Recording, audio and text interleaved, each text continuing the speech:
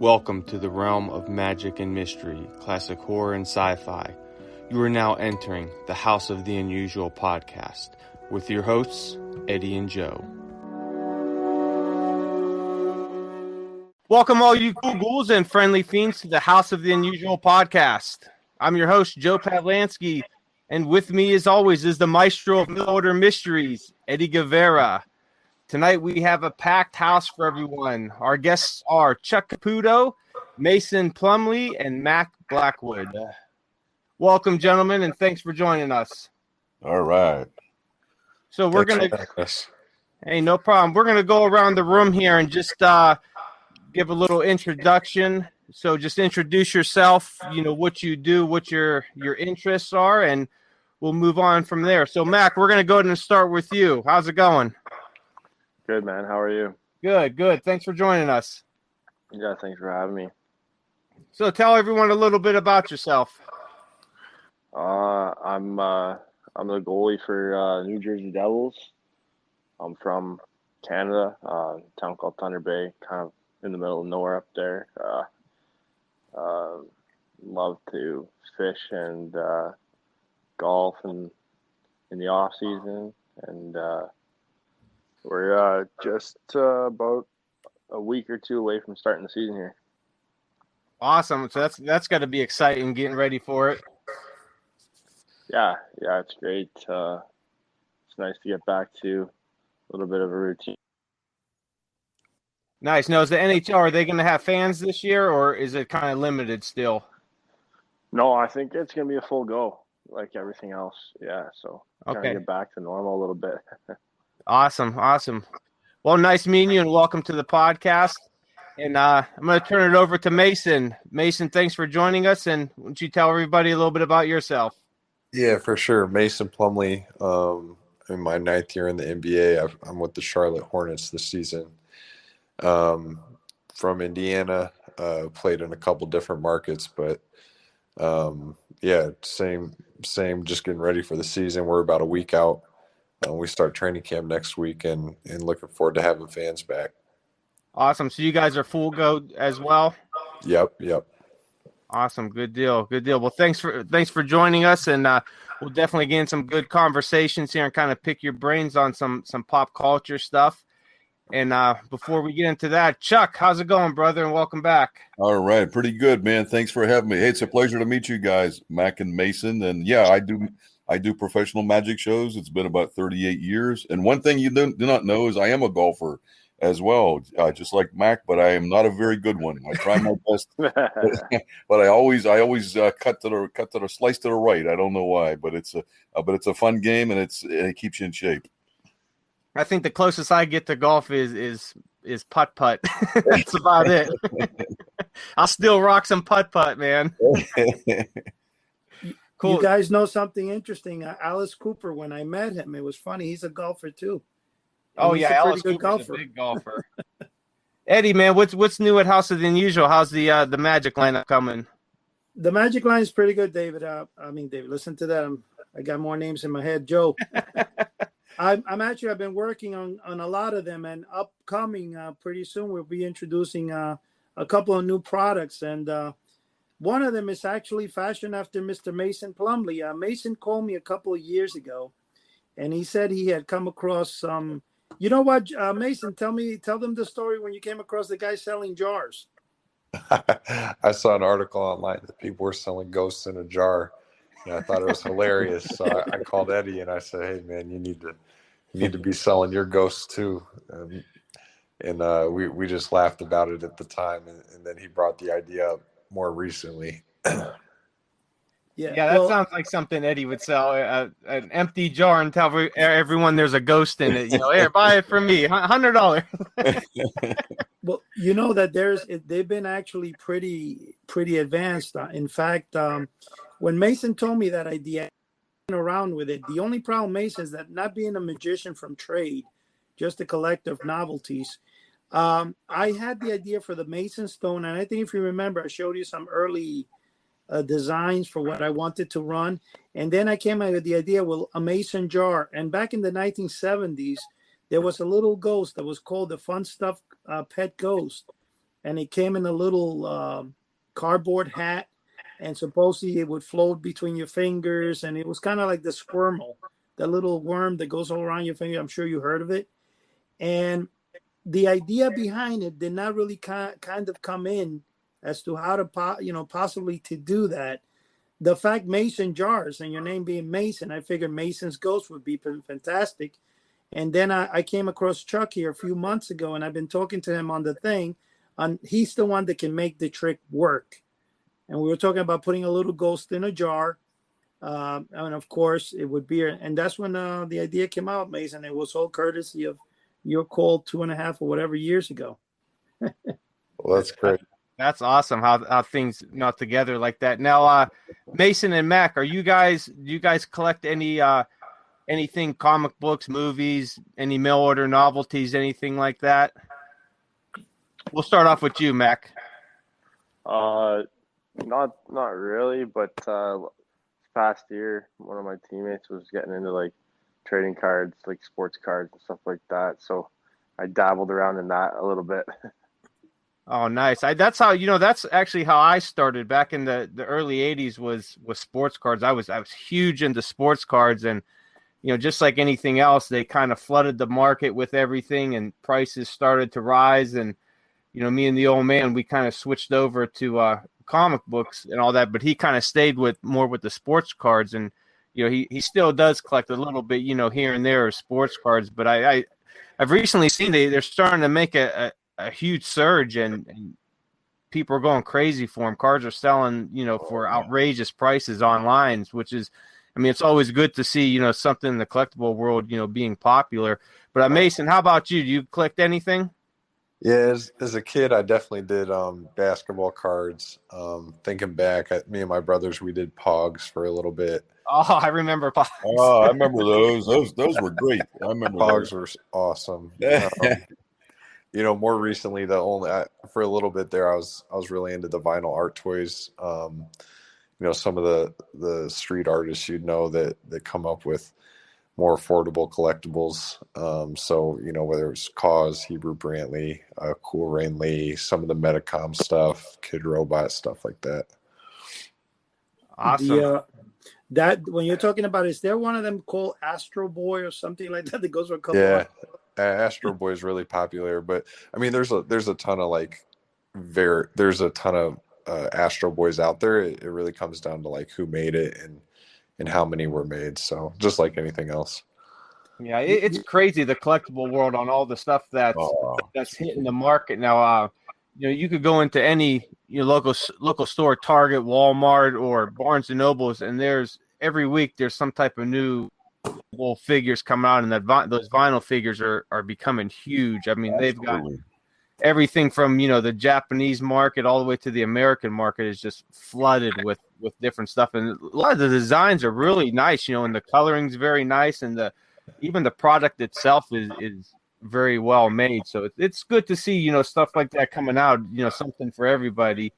And even myself, I still collect some of those pop vinyl figures.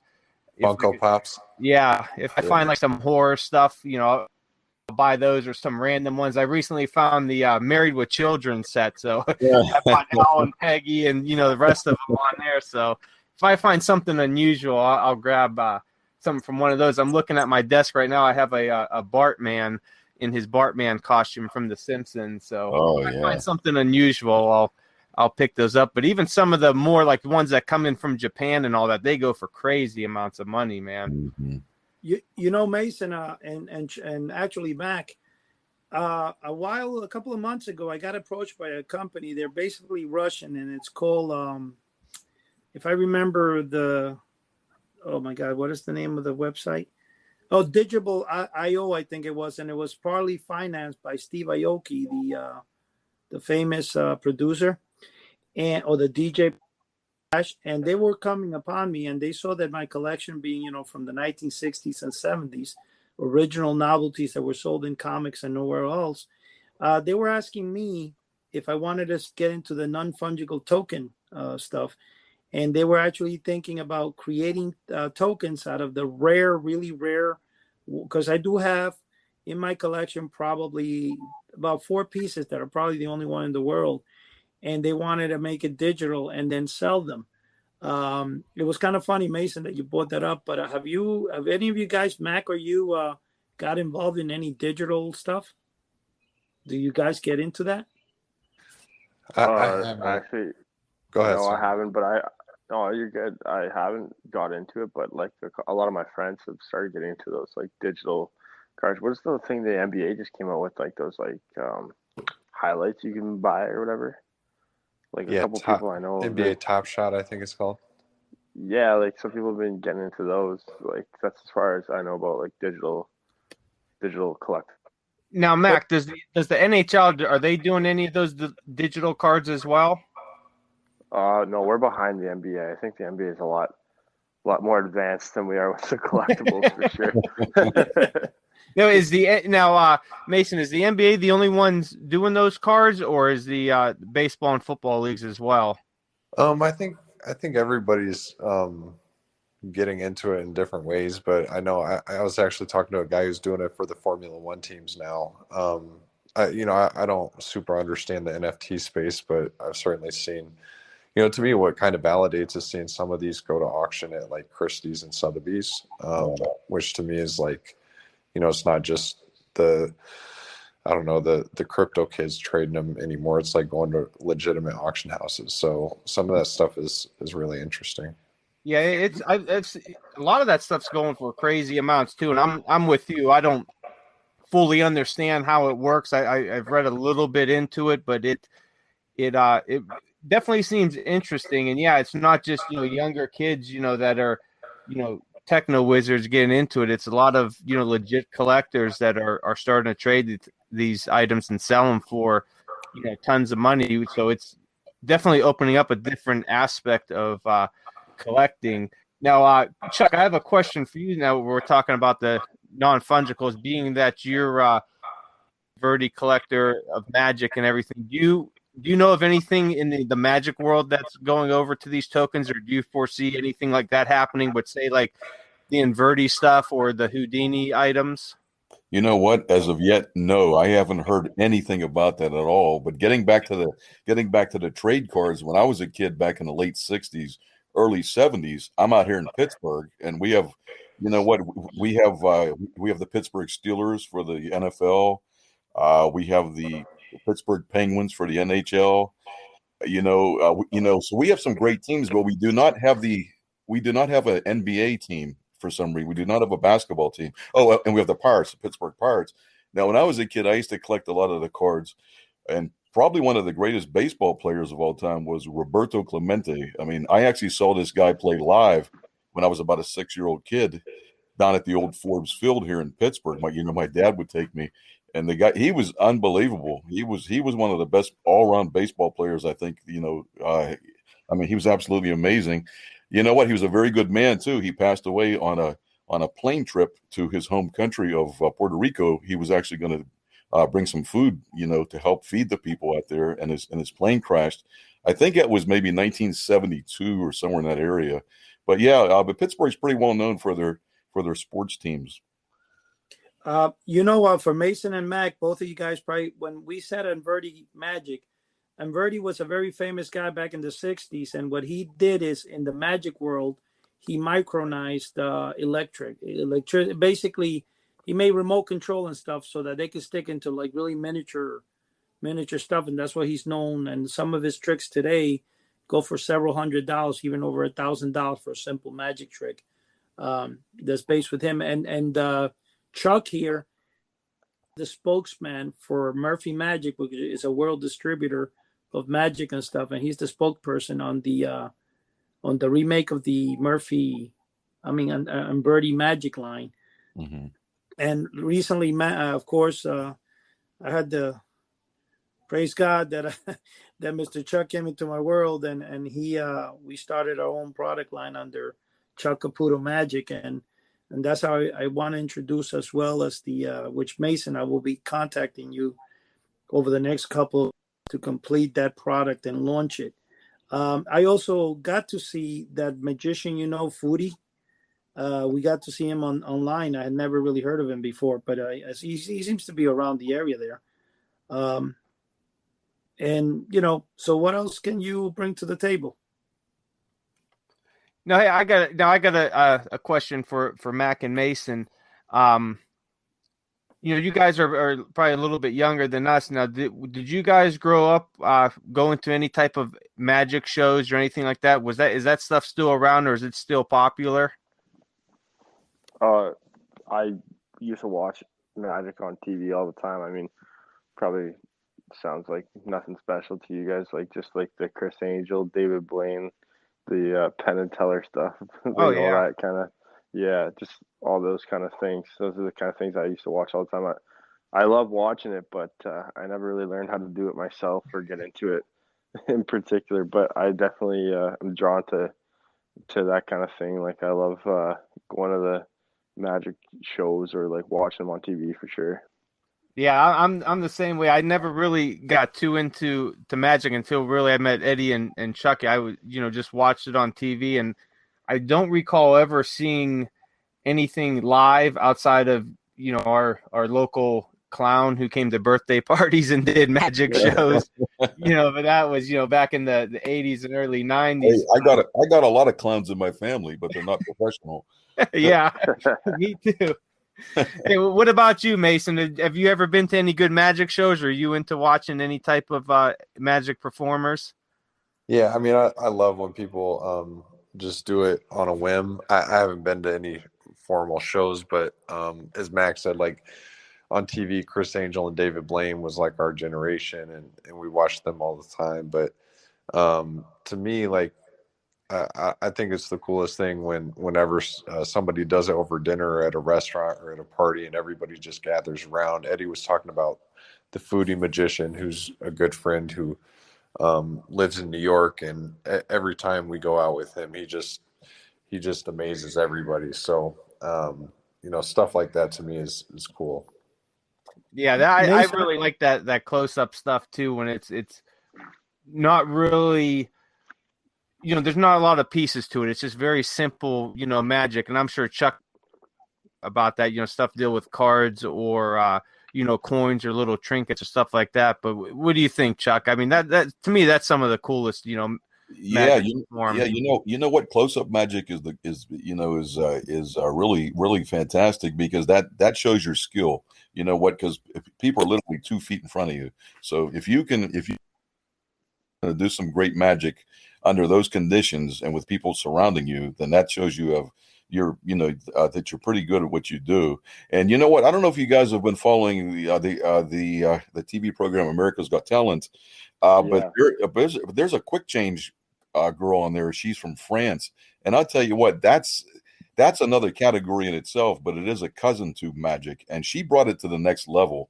I mean, her clothing, they were changing without any kind of coverings at all. I mean, things would just fly out of the closet and just jump on her, and her outfit would change. I mean, she was really amazing, and I think she maybe placed third or fourth or something, unfortunately, but she was really, really talented. I don't know if you guys had a chance to see her or not, but she was probably the best quick change artist that I've personally ever seen.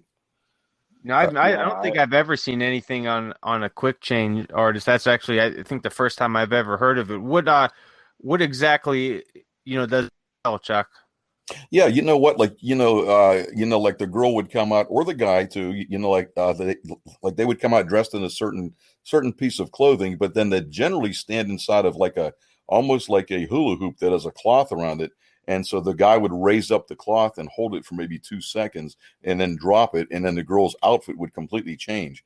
And then she'd walk over to like another, almost like a hula hoop that had cloth sewn around it, and he'd raise it up. It would change again. But this girl, like I said, used literally no covering. Now, Chuck, my next question is, since we're all guys here, is there any way that we could buy that hula hoop for our wives or girlfriends? Yeah, that'd be a nice asset, But I mean, but that form of art goes back quite a while, and it is a cousin to magic, like I said, such as ventriloquism. That's actually known as a cousin to magic. Quick changes, and but like I said, if you guys have a chance, if you didn't see her, maybe you can Google it. Quick change artist. on 2021 AGT, and you will be surprised. I mean, she was really talented, and she breathed she put a whole new spin into the quick change. Let me tell you something. I saw that, and it was amazing. She literally actually did it like every 5 minutes and got a whole new dress on. I don't know how she did it, but Yeah. I saw hey, Mace, I was asking before. I don't know if you heard me when I said it, but when you go with footsie and stuff, do you guys, when you say he's amazing and stuff, I saw him on the TV, I think it was the Tonight Show or something that he was on, but is that what you're talking about? Like he goes and he performs, so you go to his performance? Yeah, and also, sorry, I dropped. I went to go look up what a quick change artist was because I had never heard of it. Yeah, so Foodie, I mean, I've never seen one of his performances, but just, if you just go out to eat with him, he might just start doing some tricks, and as you guys said, that close-up magic to me is the most impressive, whether it's coins, cards, or just using everyday objects that are right in front of you. I mean, that stuff just is always impressive to me, and I enjoy I don't know if you call it casual magic or whatever, but it doesn't seem premeditated. It's just in the flow of what you're already doing. The quick change magician that he's talking about, that is something that you don't see often, Mason. But I'll tell you one thing, though. If you go to America Got Talent and you watch the one he's talking about, this girl literally is walking in the thing. They put a hula hoop, they raise it up to her, and they bring it down. Like, we're talking about raise it up and bring it down. And she's got a new dress on. And she went through 1 through 2. I think she did it like 10 times. And I'm like, are you kidding me? It's amazing. It really is. That's fantastic. That's crazy. And that's the first time I've ever heard of it. I'm going to have to check out her video and take. Well, hey, we're the house of the unusual, man. We're the house of the things. Now, Chuck, how far back does that type of magic go? Is that something relatively new, or does it go back pretty far? I think it's been around for quite some time, probably back to the 20s or 30s, but I don't think it was near as popular as it got in recent years. About 15 years ago on ADT, there was a husband-wife team, David and Danya, I believe they were called, and they really brought it up to the spotlight, and they became very popular. He unfortunately passed away. He was only about 54, 55. He passed away last January due to COVID complications, but yeah, they were fantastic. They were a husband and wife team. So if you search that on YouTube as well, they were fantastic. You know something? I think I know exactly what you're talking about, but I say one thing that has just come to my mind right now. I think that when you look at Houdini, one of the things that made Houdini very famous back in the day was the substitution trunk. Absolutely. That's when he got on top of a trunk. Right. And then all of a sudden he would be inside, and they would put it, and then he would change, and the person that was on outside of the trunk would change with him. And usually it was best his wife that he did that with. Am I correct, Chuck? Yes, you're absolutely correct. Probably the fastest ones in recent history were the Pendragons, Charlotte and Jonathan Pendragon. If you search them, I actually saw them perform this live several times at different conventions, and they were just unreal. I mean, it was in a second, 2 seconds. It's crazy. A person gets locked into a trunk. They get chains around them. Then the trunk gets locked. The girl gets on top of the trunk, brings up some blanket up to her, and then all of a sudden she drops the blanket like instamatically, and they change places. And that's what made Houdini very famous with that. And I think that's changed. Magic started originating from that idea. Absolutely. Now, you know what idea is also popping in my head? Mason, we're talking all about the Mason ghosts, and Mac there's probably saying, what are you guys talking about the Mason? But you know what? The more I think about it, Mason, I think it's going to be my first NFT as well. If you think about it, it will be a great thing to launch the non-fungible token for that one product. Just take a picture of an empty jar. Now, Mac, you said you've never attended a magic show or anything? No, just on TV. Just on TV? And, okay. And the live stuff, like the casual stuff. Like where you just, out and about. Yeah, the casual stuff. We have actually on our show, we've had him a couple of times, and he called me tonight. His name is Mike Mesmer. He's all over television, and he's all over the traveling the country. He's a hypnotist slash entertainer, and he's been before Michael Jackson and all that. He's a phenomenal guy, and you might have seen him in a recent show that aired, and I think it was in the History Channel, as to what happened with the couple. Chuck, what's the name of that couple with the Lions? Siegfried and Roy. Siegfried and Roy, yeah. Right. And I think the show was named. I forgot the name of the show. My God, that is horrible. You start taking notes, Eddie. Yeah, I'm gonna have to. But the show is based. Or get a on secretary. That. Yeah, well, it's my head. My head is unusual as well today. But he's a phenomenal entertainer as well as David Copperfield and stuff like that.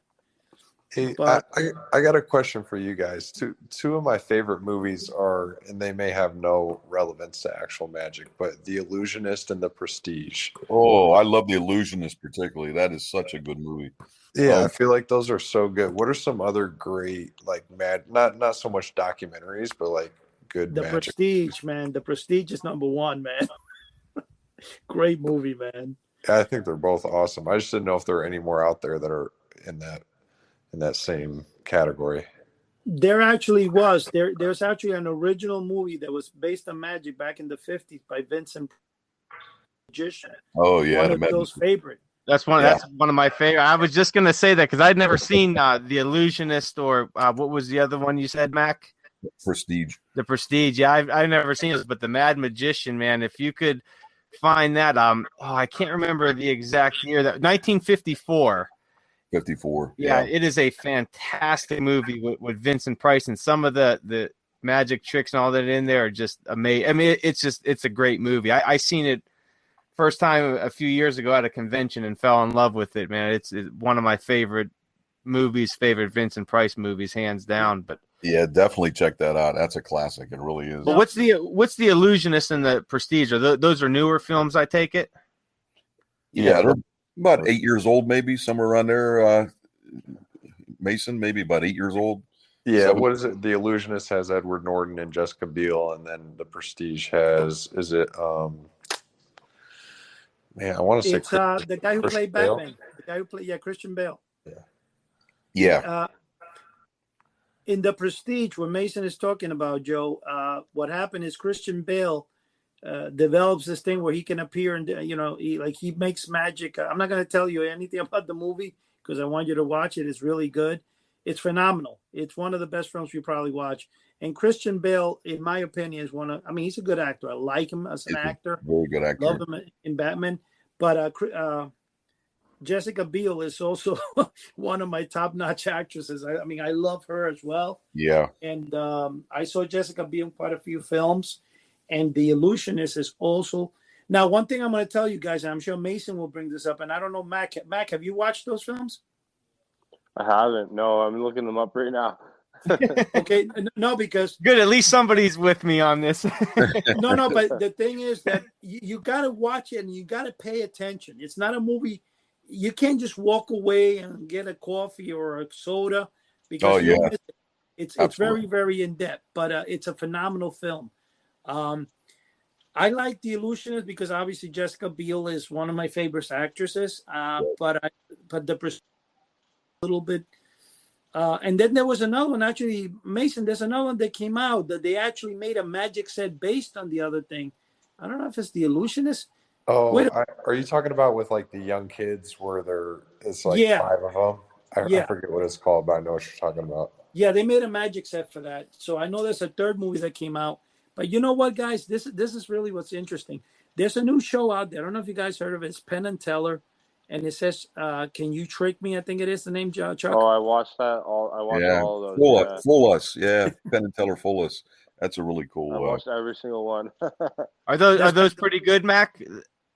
I like them. Honestly, they're entertaining, and a lot of the people that go on there are pretty cool. You get some flops, but there's a lot of cool ones too. Absolutely. I'm gonna have to check that. I don't think I've ever seen that one either. I think one of the coolest guys that went on that show was this guy by the name, I think his name's Shin Lim or Shin. Oh, I don't know if I'm saying Shin Lim. right. You're right. Oh, he's absolutely amazing. He's absolutely amazing. Like, I think he was probably one of the most amazing ones I've ever seen. Like, they were like, "How the heck are you doing that?" So they actually fooled Penn and Teller then. Oh yeah, he did his first trick, and they're like, "We didn't even know how you started off." Like they were like, "You're nuts." Mac, I'm going to tell you something. That guy Xing Ling, I think he's taking after the famous, what was it, Japanese or Chinese magician, not Chuck? The one that got killed by the bullet. He was catching the bullet, got caught. Yeah, Chin Ling Su, I believe. Yeah, Su was a very famous magician. I don't even think he was Japanese or Chinese. I think he just had the persona made. Right. But the thing with him, he died from catching a bullet, where it actually he got killed with it. But I think that guy is kind of following in his steps. And that magician that you said, he's phenomenal. That guy is amazing. He's so smooth. I've never seen a magician as good as that kid. Yeah, he took magic to the next level, no doubt. Wow, so that's kind of hard to believe, veteran magicians such as Penn and Teller, and you've got two of them there who are very intelligent and have been in the magic world forever, and you have some people that could actually stump them, I guess. That's pretty amazing. Oh yeah. To Mac and Mason, both of you guys, since you do like a little bit of magic, I guess is you're a younger generation, so obviously magic, one of the most sought after trick in magic, or the one with the most history behind it and mystery, is the famous Indian rope trick. Now, apparently, the Indian rope trick was started in the 1920s, and no one's ever actually seen the trick perform. And Penn and Teller have a special that they went down to India to see the legend of the trick, or if it even ever existed. But there's a very good story behind that particular trick, because I think it was more like there was a showman, just like we would say the guy from Ringling Brothers, Barnum and Bailey Barnum, a showmanship like Barnum back in the day. And this guy actually started this whole rumor or legend and made it look like it had actually taken place. And the way the trick works is you have a guy there with one of those old-fashioned snake baskets, whatever, and he starts playing the flute, and then out comes a rope, goes up into the sky. Then his assistant climbs the rope. He goes after the guy up in the sky with the rope, and then he cuts him in pieces. The guy falls, chunks, the head, arms, hit the ground. Then he comes back down, and apparently he, throws a blanket over him, and the kid is whole again. It's a phenomenal trick, but I don't think it's ever actually been performed in the way the way it's supposed to be. Chuck, you want to bring something to the light about that trick? Yeah, the actual effect doesn't exist. I mean, nobody has ever seen it actually, except in movies, and that was with some camera, tricks and so forth. Yeah, I mean, it's almost like there's a lot of hype with it, but the effect really doesn't exist. But the guy who started the idea, who started the lie, actually, if you want to say, became a legend because of that. Because to this day, people all over the world, magicians, have tried to figure out what is the truth behind it, the Indian rope trick.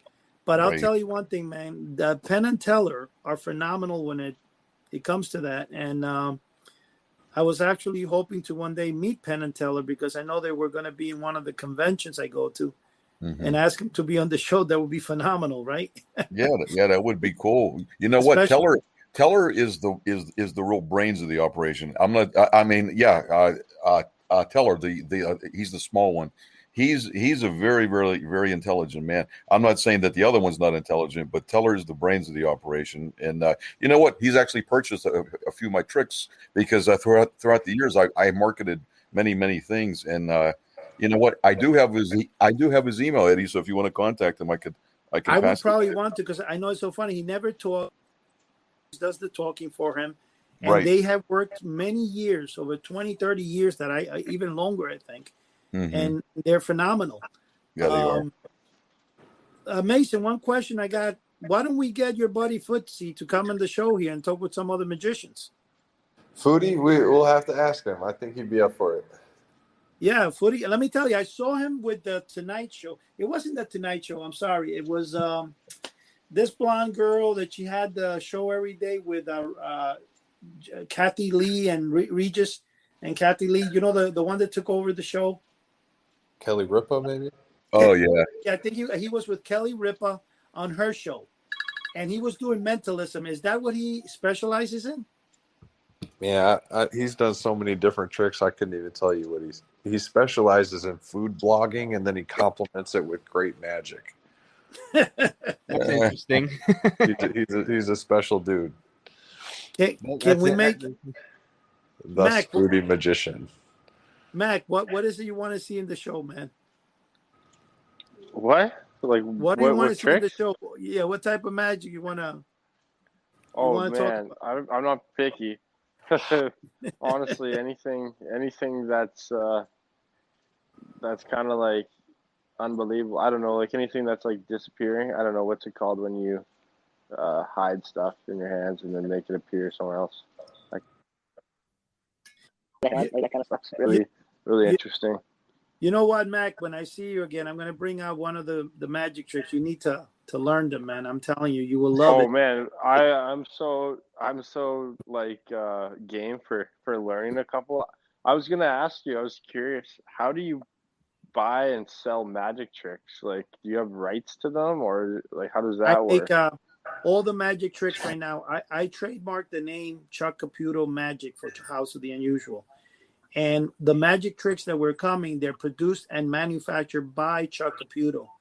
I boxed them under House of the Unusual. I buy the parts. Chuck puts them together. It's all owned by us, all the rights for us.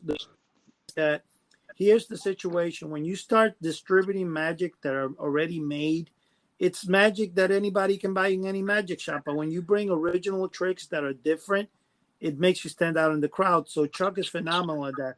I told Chuck to do one trick for me. He came me back 16 within a week. So that tells you that Wow. I mean, I to this day, I'm still trying to figure out how to design the first box. And he's already got 16 out. We're going to put out a magic set in September, the end of October. It's going to be a professional magic set. And it's going to have about 14, 15 original magic tricks that are never been seen. In other words, they're done by Chuck, designed by Chuck, built by Chuck. And it's obviously, we have our Joe on the cover. And I'll bring one to you. And Mace, I'll probably send you one because I'm sure you will probably want to see it too. But the more important thing with Mason is when you see the trick we're going to develop, my man, you're going to be up and it's going to go right through the hoops with you, man. Hey Mac, you got to make us a promise now. When Eddie teaches you some of the magic tricks, you gotta once you get a little hang of it, you gotta film it for us, man, because we want to absolutely. We want to see how good of a teacher Eddie is. you see, there's a guy on my team right now who's pretty good with the sleight of hand and card tricks, so I gotta one up him. Yeah, there you go. Absolutely, Eddie would be the one to teach you too. Yeah. Hey Mason, when you were with the what was the name of this guy? Was it Brooke? Yeah, he was a comic book collector from the Nets. Yeah, Brooke Lopez.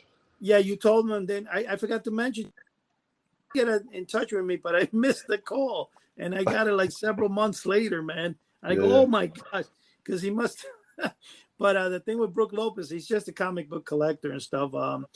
But the thing more important than anything, though, is what I'm trying to do, and I want to do, is develop an entire unique the Chuck, because the thing with Chuck is if you guys look up Chuck Caputo and just on the internet, you'll see that there's a lot of companies that he has licensed products to years in the making, you know.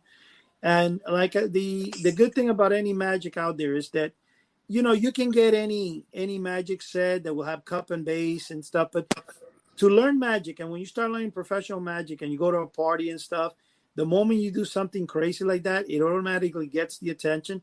It's really nice to pick up girls. In fact, I think Chuck picked up his wife that way. He played a trick on her, and there he was, you know. He hypnotized her, and then 40 years later, she's still hypnotized. You know what? I tell you a thing that's amazing, guys. You know what? Most stage illusions are built for very small women, very short women. You know what I mean? You know, like, you know, when I got married in 1992, it'll be 30 years for us that we've been married, and I owned a lot of the illusions. But then when I met my wife, she's like 5'9", maybe. I'm about 5'11", she's about 5'9", And you know what? I couldn't use any of them. So I actually had to sell them, because like most of the boxes where you put the swords through and so forth, I had the zigzag where you pull her midsection sideways. She was like 6 inches too tall for it, man. So so all that stuff was totally worthless. Absolutely worthless. Hey, and Mac and Mason, if you guys ever want to check out some great magic on YouTube, look under Chuck. It's still under Sherry Caputo, right?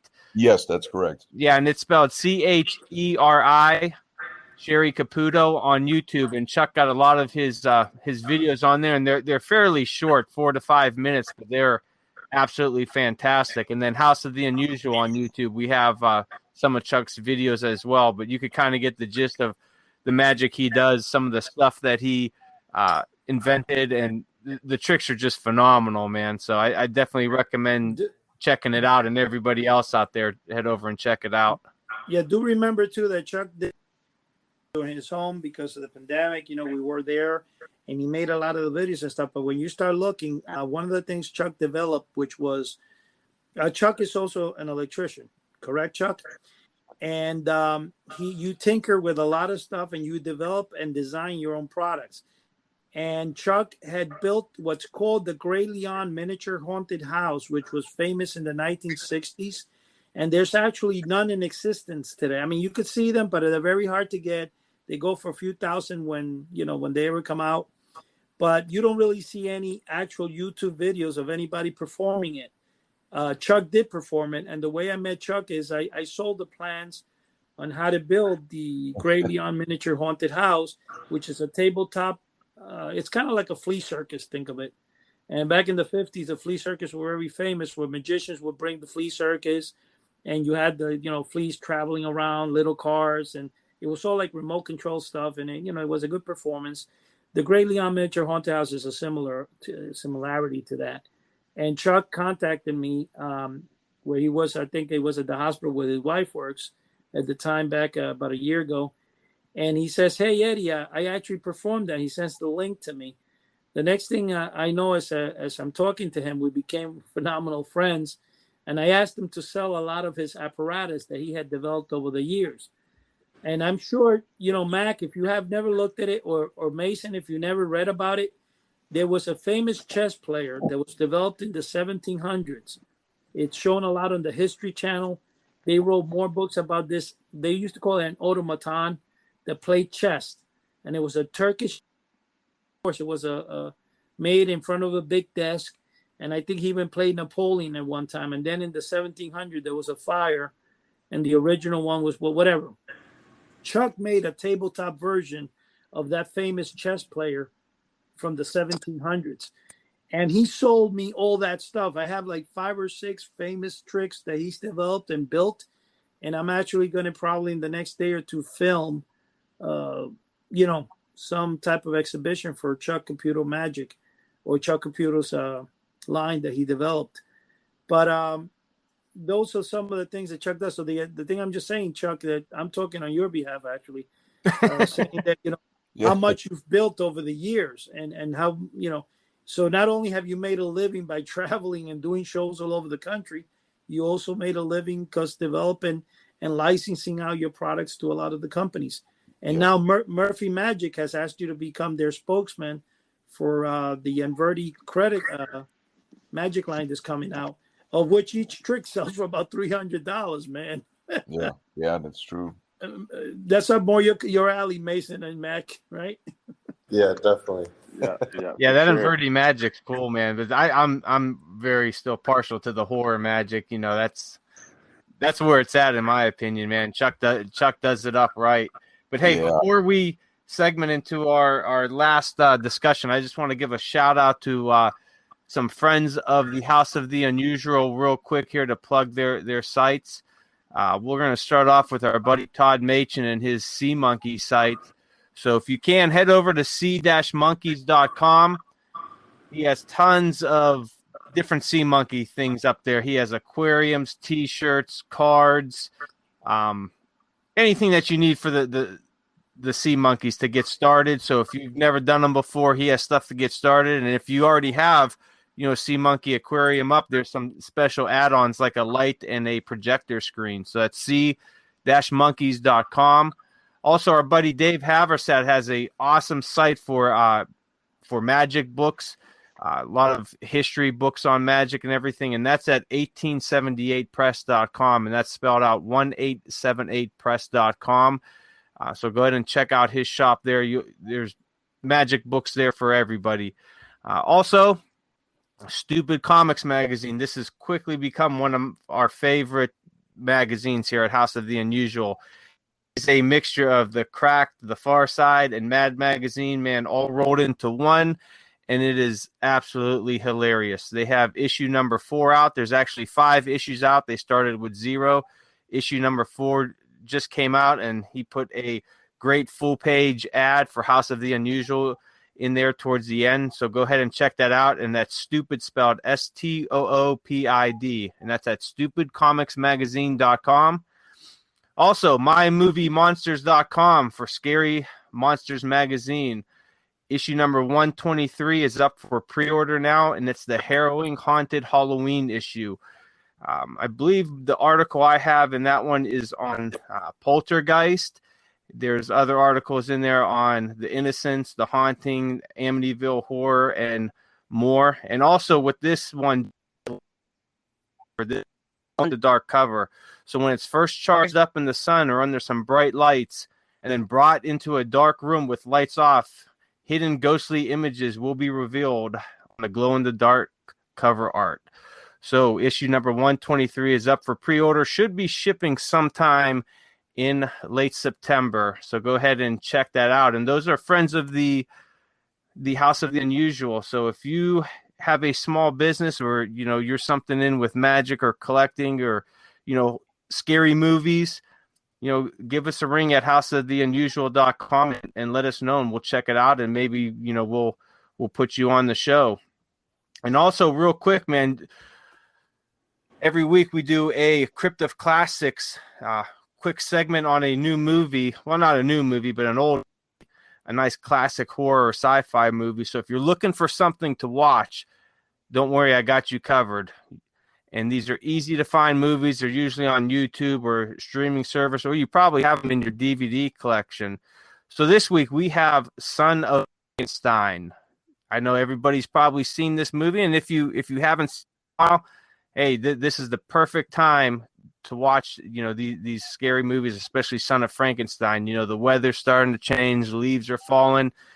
Today, first day of fall, so this is perfect timing. So Son of Frankenstein is an American horror film released by Universal Pictures on January 13th, 1939, and stars Boris Karloff, Basil Rathbone, Bela Lugosi, Lionel Atwell, and Josephine Hutchison. It has a runtime of 99 minutes and had a budget of $420,000. Roland Lee was the director and producer, while Willis Cooper supplied the screenplay. And you might remember Willis Cooper as a man behind the famous old-time radio programs such as Lights Out and Quiet Please. So Son of Frankenstein is our movie for the week. So when you have some time, grab your popcorn, your drink of choice, and, pop in Son of Frankenstein. It's a great classic movie, and I think the star of that one is definitely Bela Lugosi. So, and if you don't know why, pop in the movie and you'll find out. So, and that's going to segment into our last discussion here real quick, and I'm going to do a little round table here real quick because we are coming up on the Halloween season. So, Mason, I'm going to start with you. What are some of your favorite scary movies to watch during the Halloween season? Oh man, I would say Candyman is good. I saw they got a new one coming out. And then, I would leave it at that. I know there's a bunch out there, but I used to do the Saw movies. They're a little too graphic for me anymore, but there's a lot of good ones. Now, do you get into any of the classics, any of the old black and whites at all? No, I don't go that far back. No? Well, hey, this is perfect. Get into check out Son of Frankenstein, our movie of the week, man. It's definitely got that eerie feeling for this time of the year. But yeah, Candyman's definitely a a good movie. A lot of those movies from the 80s and 90s, some of them are, I'm not really into the graphic stuff either, but that's why I kind of like the older stuff. It's more about the story and the atmosphere more than the graphic violence. So Mac, what about you? You got any special scary movies that you like to watch during the early fall season, Halloween time? Oh, nothing in particular that I watch over and over again every year. It's just more of a pick a couple as you see them or you get good recommendations. But I'm not super festive, unfortunately. No. I gotta get more involved. Well, hey, this is the perfect time, man. You could check out our movie of the week. If you don't get it, I don't know. I'm taking recommendations for sure. Yeah, check out some of I recommend everyone out there check out the old black and whites, man. Some people kind of put them off because they're too into this gore and special effects and all that, man. But when you see these movies, it's all about story and atmosphere, and that just adds to the spookiness of it. So Chuck, what about you? What's some of your favorite horror movies around this time? Well, I tell you what, the classic, The Carnival of Souls, that's one of my favorites. Night of the Living Dead, of course. And if you're going to jump forward to about 1982, I don't know why I love this movie. It's called Halloween 3, The Season of the Witch. Yeah, with me on that. That's one of my favorite Halloween. Yeah, I don't know why, but I like the whole concept. It's an eccentric old man, Connell Cochran, who sold novelties. Eddie, you got to watch this if you don't know. Yeah, that's right up Eddie's alley, man. Yeah. He inserts these little chips from Stonehenge into the kids' Halloween costumes, and it kind of like kills them while they're watching TV and stuff. It's just a cool movie, man. It came out by 1982, and that was when I graduated high school, which you guys probably maybe were very young kids at that age if you weren't even born at that time. I don't know, but that was when I graduated. And that movie stuck with me. I don't know why. I pop it in. I have it on DVD. I pop it in about maybe once or twice a year, and I watch it. And of course, Dr. Phibes, the first one, the Abominable Dr. Phibes is one of my. Oh, absolutely. But you know what? Everyone always, you could read any article on the Halloween movies and everything, and everyone touts that one as the worst one. And I love that. But Halloween 3, and I'm putting it out there right now. That is my favorite Halloween movie. Yeah, I probably watched that more than any other ones, maybe on par with the original. I've probably seen them about the same amount of times, but if I was to do a hard count, probably number 3 the most. It's creepy, man. Putting on those masks, and then the kids watch that song, and they start melting. Yep. If any of the listeners out there never watched this movie, Halloween 3, Season of the Witch, it's fantastic. Look it up, man. Definitely. So, Eddie, what about you? What's some of your Halloween movies you like to get into? The first thing I want to do is bring a shout out to Jim and Charlie. They're listening, and Jim told me, Mason, to say hi on his behalf. Says it was a great time. We had that time when we went out to lunch. Oh, yeah. Yeah, he says he's looking forward to in the future again. And other than that, I was going to say, I'm kind of like Mac when it comes. Really don't watch too many horror flicks. When I do watch is usually the 1950s one, even though I'm a monster guy, and that's what I do for a living. Sell monsters, right? Yeah. But my favorite film, and this is kind of funny, and we talked about it, I think, in the last show, and Joe recommended for people to see The Old Dark House, filmed in 1932. I actually watched it. Now, here's what's good about old 1940s film. And there's one also that's called The Creature That Conquered the World. They're phenomenal. The thing I love about them, first, the women in some of those are really like super feminine, really nice looking, the way they dress. The guys also like really bachelor type, whatever. But I think that those old films, especially when it's showing rain and like haunted houses, it's kind of cozy to watch. So I was watching it, and I was really fascinated because I've never watched that old house before. Oh, I'm sorry, The Old Dark House. The Old Dark House. And, Boris Karloff, if you guys don't know, Boris Karloff is the original Frankenstein. And Bela Lugosi is the original Dracula, so they still maintain as people look at them as the only true Dracula in Frankenstein. Well, Boris Karloff starts in that film. He's the butler in the film. And I would say that the House on Haunted Hill and stuff is my other favorite to watch during Halloween and stuff, because that's Vincent Price. And one of the things I'm also going to say is, I think in our future show in the next couple of weeks, we're going to have Carol Monroe on the show, and she's the one that acted as the wife in the Vincent Price Dr. Phibes. Oh, that would be great. Victoria, the wife Victoria. Yeah, Victoria. Yeah, and those are phenomenal. So, Mac, if you or Mason never actually looked at any of those old films, you should throw one into Netflix or whatever and just try to. I think you'll find them on YouTube more than Netflix because they're so old. But if you were to watch it, it's in high definition. The dark old house, whatever, or Old Dark House. The old dark house. But I got to tell you though, I actually enjoyed the film.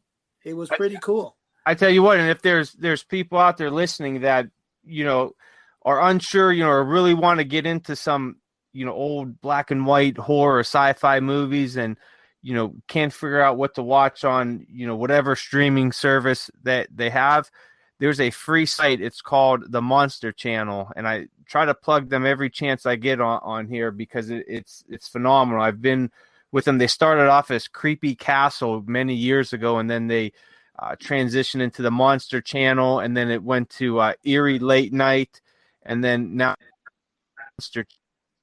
What they do is it's free streaming 24/7, and they play horror, sci-fi. They play the old serials. Every now and then they'll throw in a late 70s, early 80s kung fu flick, sometimes a noir movie, but mostly horror and sci-fi, the old black and whites from anything from the silent age to, around the mid to late 70s. So it's a free site, the Monster Channel. They're always streaming stuff on there, and it's fantastic. I usually when I get off work, I throw it on, and I end up falling asleep to it after an hour or two of having it in the background. But it's a great site. Well, one thing I'm going to say, Joe, is that I'm also working up in the Pike, and Mason and Mac. If you were to come to House of the Unusual, I'm actually going to plug in a player there to film and stream films. We'll have different films every week. So instead of, say, people going out of the channel, they can come to the House of the Unusual and they'll be able to find it. Right now, we do have a forum there where people interact with. They talk about monster film collectibles, different things, sci-fi films, flying saucers, UFOs, whatever the topic. We have robot monster plans. What was that? What? Take a drink. The monster plans. Who brought that up? Was that you, Joe? Yeah, it was Joe. Oh. Mac and Mason. We have this. It's a running joke here of anytime Eddie mentions the robot monster plans, people out there listening have to take a drink, a shot, chug a beer, do something. It's a set of plans I've been looking for since I was a kid, and it's the only collectible I don't have. And Mac, I think Mason has a copy. Mason, there was a book that came out in 2011 in Comic-Con called "The Mail Order Mysteries" by Kirk Damaris, and it's a biography of the collectible things, so like what you got in comic books. Now, anybody who picks up a comic book from the 1970s will find pages and with novelties. You can order your own Venus flytrap, X-ray glasses. Well, I was that kid that always bought and kept the originals. That book is a biography completely of my collection. And there's also Ray Castillo. He owns the mask part, all the early mask. That's the only part of the book that's kind of not mine. Everything else in there is mine. They're all my originals. The book sold 1.5 million copies, and it got, I believe right now, if you go on Amazon, they still sell for like $50, $60, sometimes $100 a copy because it's no longer being printed as of last year. But the book itself, you will see it has 385 stars. And the best thing about it also came out in the Wall Street Journal bestseller in 2011 and on the New York Post. I think the title was Hypnotic Control was the title of the thing. I'm not too sure. Hey, Eddie, I hate to cut you off right now, but we're down to less than a minute, so I'm going to wrap things up here. Guys, thanks for joining us, Mac, Mason, Chuck. Really grateful that you guys are on tonight and sharing your stories and a little bit about yourselves and some of your interests and all that. Hope to have you guys on again, and there's always some great conversations to be had. So, gentlemen, thank you guys for joining us. Everybody out there in podcast land, thank you guys for tuning in. Don't forget to subscribe on your whatever platform you're listening to us. Give us a nice 5-star review.